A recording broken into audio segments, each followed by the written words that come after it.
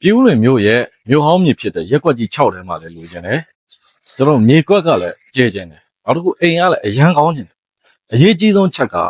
ဈေးနှုန်းရလည်းအရန်တင့်နေတဲ့နေရာလေးကိုလိုချင်တယ်ဆိုရင်တော့ကျွန်တော်အခုမိတ်ဆက်ပေးမယ့်အိမ်လေးကိုအဆုံးထိကြည့်ရှုသွားပေးပါမင်္ဂလာပါကျွန်တော်ကတော့ရွှေနှစ်သက်အိမ်ချမ်းမြေကိုစောနိုင်ဦးပဲဖြစ်ပါတယ်ခင်ဗျ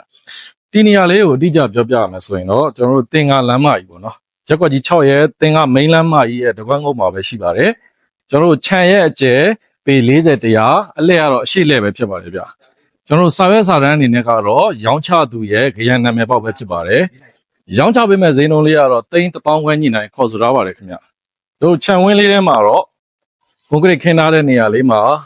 ကားကို4စီးလောက်ပေါ့နော်ရက်လို့ရတယ်ဒီနေရာလေးကတော့ခုကျွန်တော်ရက်နေတဲ့နေရာလေးကတော့မြက်ခင်းလေးနဲ့ပေါ့နော် landscaping နဲ့အလှဆင်ထားတာကိုမြင်တွေ့ရပါတယ်တခါကျွန်တော်တို့ဒီခြံဝင်းရဲ့ကျွန်တော်တို့ရှေ့မှာဆိုရင်တော့ဒီနေရာလေးက ground tap ရှိတယ်နောက်ပြီးတော့ compressor အိမ်လေးတွေကိုတက်တက်ရထားတယ်